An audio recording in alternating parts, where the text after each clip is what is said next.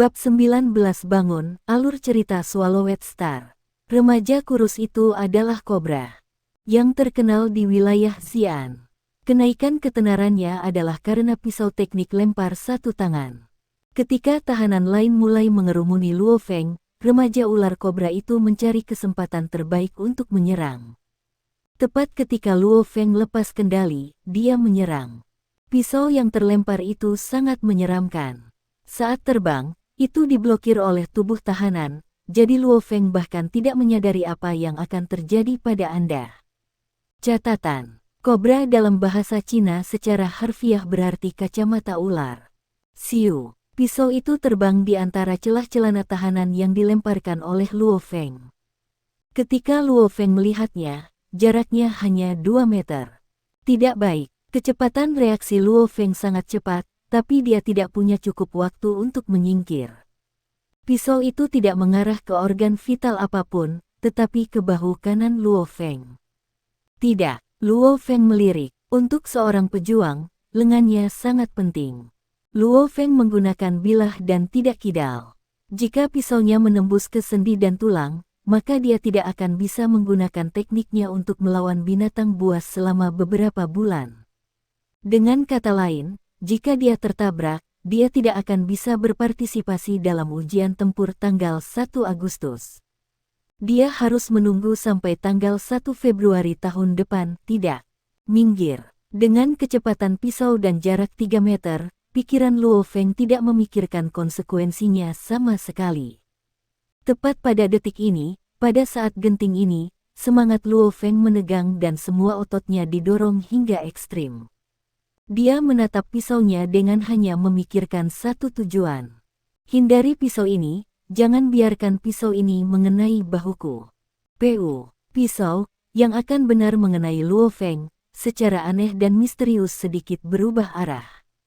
Itu akan membuat pukulan langsung dengan bahu Luo Feng, tapi sekarang hanya menyerempetnya dan merusak lapisan pertama kulit Luo Feng. Darah perlahan mewarnai seragam Luo Feng di area bahu. Semua orang berlutut, cepat dan turun pada saat ini, sejumlah besar penjaga yang memegang senapan serbu bergegas ke lobi. Semua tahanan, yang sebelumnya di luar kendali, berlutut dengan patuh. Bahkan remaja ular kobra kurus itu pun berlutut. Dia memandang Luo Feng dengan wajah terkejut. Bagaimana ini bisa terjadi? Bagaimana pisau saya meleset? Melihat polisi masuk, bahkan Luo Feng langsung berlutut. Bagaimana pisau itu berubah arah sekarang? Luo Feng, yang sedang berlutut, bingung. Namun, sakit kepala yang mengerikan tanpa peringatan sebelumnya terwujud. Rasa sakit itu seolah-olah seseorang menancapkan paku ke otak Luo Feng. Rasa sakit itu menyebabkan seluruh tubuh Luo Feng kram dan dia jatuh ke tanah. Apa yang terjadi? Kalian, lihat aku polisi, yang sudah mengendalikan situasi, tercengang melihat penampilan Luo Feng. Luo Feng benar-benar merah dan banyak berkeringat. Beberapa darah bahkan keluar sebagai pengganti keringat, yang menyebabkan seragam Luo Feng menjadi hampir seluruhnya merah. Pembuluh darahnya meledak seperti ular biru yang melingkari Luo Feng, yang membuatnya terlihat sangat mengerikan. Tidak bagus, dia sudah keluar cepat dan kirim dia ke ruang medis meskipun Luo Feng kehilangan kesadaran, tubuhnya masih benar-benar merah. Dalam benak Luo Feng, kekuatan besar dan misterius terus melonjak dari benak Luo Feng dan langsung bergabung dengan setiap tempat di tubuh Luo Feng. Di bawah baptisan kekuatan misterius ini, tulang, organ, darah, otot, dan kulit Luo Feng mengalami perubahan drastis. Bahkan setiap sel berubah dengan cepat. Tingkat perubahan ini ratusan hingga ribuan kali lebih cepat dibandingkan dengan pelatihan energi genetik Luo Feng. Secara teori, perubahan drastis seperti itu akan menghancurkan tubuh. Namun, saat kekuatan misterius bergabung, bagian dalam Luo Feng sama sekali tidak terluka, meskipun kram, kehilangan darah. Cepat, hati-hati, kirim dia ke ruang medis. Polisi mulai membawa Luo Feng ke ruang medis. Kekacauan yang disebabkan oleh perkelahian antar geng skala besar dengan cepat dibersihkan.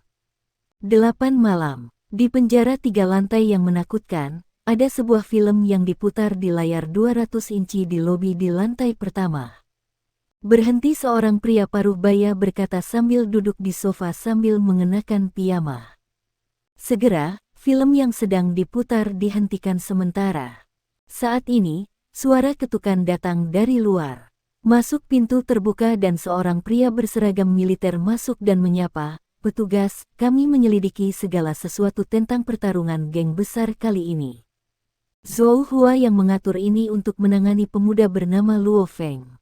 Namun, akibatnya sejumlah besar orang terluka dalam pertempuran melawan Luo Feng, beberapa bahkan memiliki luka parah." Bocah Zhou Hua yang itu menggunakan pengaruh keluarga Zhou-nya, dia cukup sombong. Pria paruh baya yang mengenakan piyama berkata dengan acuh tak acuh. Meskipun Zhou Hua yang mengatur ini, kami memperkirakan bahwa pemuda bernama Zhang Haobai adalah orang yang sebenarnya di balik ini. Petugas militer berkata dengan hormat, "Kami membolak-balik file Luo Feng. Alasannya dikurung terkait dengan Zhang Haobai, jadi kemungkinan Zhang Haobai meminta bantuan Zhou Hua yang cukup tinggi." China memiliki 6 kota besar saat ini. Sejak umat manusia berkumpul bersama tidak seperti sebelumnya, kontrol negara atas warganya meningkat. Namun, petugas, penyelidikan kami atas adegan pertarungan geng, bangku besi dan tanda meja menunjukkan bahwa tingkat kebugaran Luo Feng tidak diragukan lagi telah mencapai seorang pejuang, kata perwira militer dengan keyakinan dan persuasi. Semua bangku dan meja di penjara itu terbuat dari logam. Tinju Luo Feng benar-benar mengubah bentuk meja dan satu potongnya memotong bangku menjadi 2. Betapa menakutkannya ini. Level seorang petarung. Pria paruh baya yang acuh tak acuh hingga sekarang tiba-tiba berdiri dan mengerutkan kening saat dia menatap petugas itu. "Apakah kamu yakin?" 100% yakin. Perwira militer itu menjawab, "Saya baru saja menelepon dojo guntur dan dojo batas untuk memastikannya. Luo Feng telah mengikuti ujian calon petarung dan lulus. Hanya saja profilnya tidak diperbarui, tapi saya yakin dalam beberapa hari ini calon petarung. Untuk apa dia lari ke penjara jika dia seorang calon pejuang?" Pria paruh baya itu mengerutkan kening, jika keadaan benar-benar memanas, maka akan ada masalah besar. Semua pejuang, tidak peduli siapa, mengambil hak mereka dengan serius. Jika seorang pejuang mengalami kerugian karena sistem polisi, maka semua pejuang tidak akan senang. Akan ada masalah besar kalau begitu. Karena polisi tidak memiliki hak untuk melakukan penahanan apapun terhadap pejuang. "Di mana orang Luo Feng ini?" kata pria paruh baya. "Dia mengalami sakit kepala yang aneh sejak dia masih muda. Itu terjadi selama ujian sekolah menengahnya dan sekarang terjadi lagi. Namun, semuanya baik-baik saja sekarang. Dia masih koma di ruang medis," jawab perwira militer itu. Pria paruh baya itu berpikir sejenak dan memerintahkan, "Segera bawa Luo Feng ke wilayah penyembuhan personel militer dan biarkan dia beristirahat. Setelah dia bangun, ajak aku untuk membuat permintaan maaf pribadi. Besok pagi, kami akan menghubungi dojo batas tempat dia tinggal dan menjelaskan semuanya. Kita harus mengendalikan situasi. Setelah itu, kami akan mengirimnya pulang." Ya, perwira-perwira militer itu pergi untuk melaksanakan perintahnya dan pergi. Larut malam, mata Luo Feng membuat beberapa gerakan kecil dan kemudian terbuka saat dia duduk sendirian di ruangan yang suram. "Di mana ini?" Luo Feng tiba-tiba datang dan mengamati sekeliling. Bintik-bintik di pagar di luar jendela terlihat jelas dan volume televisi tetangga sangat tinggi. Luo Feng bahkan bisa mendengar percakapan di luar di jalan samping. "Tidak, bukan karena berisik, tapi pendengaran saya meningkat pesat." Luo Feng turun dari tempat tidur dan berdiri. Saat dia berjalan di dalam ruangan, penglihatan, pendengaran, dan bahkan indera penciumannya meningkat dengan jumlah yang luar biasa. Tatapan Luo Feng mendarat di bangku di sampingnya. Dengan sekejap, dia merasakan energi tak berbentuk langsung mengendalikan tinja. Energi tak berbentuk ini tidak dapat dirasakan, tetapi Luo Feng sendiri dapat merasakannya dengan jelas. Energi tak berbentuk ini berasal dari pikirannya. Kekuatan apa ini? Bagaimana saya mendapatkan kekuatan semacam ini? Luo Feng bisa merasakan jantungnya berdetak lebih cepat saat dia merasakan kekuatan supernatural bertindak seperti tangan tanpa bentuk.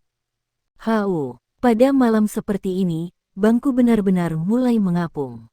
Dengan satu pikiran Luo Feng, seluruh tempat tidur di sampingnya mulai mengambang. Dia menoleh ke televisi, dan bahkan televisi itu mulai melayang juga. Segera setelah itu ada 3 kursi, mesin pembuat teh, dan lemari di sampingnya. Semuanya mengambang di atas tanah. Sangat cepat, hampir semua yang ada di ruangan ini mengambang di atas tanah, seperti di angkasa yang tidak ada gravitasi. Saya bisa membuat semua ini mengambang namun tidak merasa tertantang atau lelah sama sekali. Luo Feng perlahan berjalan ke balkon. Saat itu larut malam dan benar-benar sunyi. Tatapan Luo Feng mendarat di pagar, dan dengan satu pikiran. Salah satu kolom pagar mulai berputar dan terlepas dari pagar.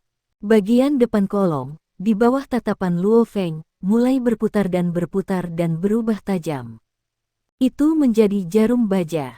Semua ini mengambang di udara dengan kekuatan tak berbentuk. Pergilah, Luo Feng berpikir. Kolom ini bergerak seperti kilat dan menembak ke arah gunung palsu di wilayah kecil. Dengan kecepatan luar biasa, jarum menembus batu besar di gunung palsu. Setelah menembus, itu berbalik dan terbang lurus melalui lubang yang dibuatnya. Suara mendesing, suara mendesing, suara mendesing. Jarum baja itu seperti hantu yang tak terhitung jumlahnya saat menembus gunung palsu. Seolah-olah menembus sejumlah besar peluru menembus baju besi, gunung dengan cepat menjadi saringan. Peng! Tiba-tiba terdengar suara ledakan. Gunung palsu setinggi 2-3 meter itu meledak terbuka dan menjadi batu-batu kecil yang tak terhitung jumlahnya hancur. Jarum yang dikendalikan Luo Feng juga meledak dan menjadi bubuk. Siapa di sana? Wu. Sirene seluruh area pemulihan berbunyi. Sejumlah besar lampu menyala dan beberapa penjaga yang memegang senapan serbu bergegas mendekat. Luo Feng segera berlari kembali ke tempat tidur di kamarnya, masih terkejut dan terpesona. Batu yang tebalnya 2 meter itu dengan mudah ditembus dalam sekejap. Kekuatan jarum saya seperti senapan sniper pimei berat yang menembus baju besi. Jarumnya tidak cukup kuat sehingga berubah menjadi bubuk saat menembus gunung palsu. Aku menembusnya ratusan kali hanya dalam sekejap. Bukankah itu seperti menembakkan 100 peluru menembus baju besi? Luo Feng menarik napas dalam-dalam. Apa yang terjadi? Kekuatan misterius dan menakutkan itu, di area pemulihan militer reguler ini, telah bangkit.